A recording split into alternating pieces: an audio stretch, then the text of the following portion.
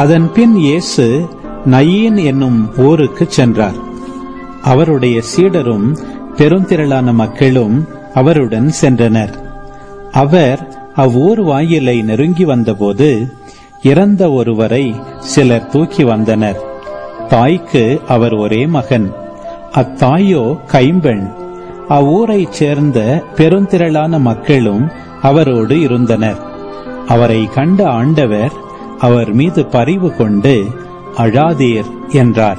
அருகில் சென்று பாடையை தொட்டார். அதை தூக்கிச் சென்றவர்கள் நின்றார்கள்.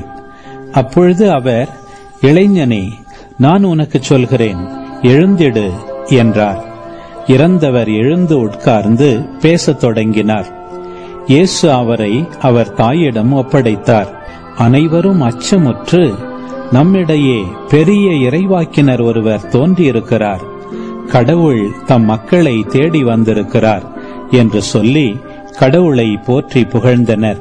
அவரை பற்றிய இந்த செய்தி யூதேயா நாடு முழுவதிலும் சுற்றியுள்ள பகுதிகளிலும் பரவியது.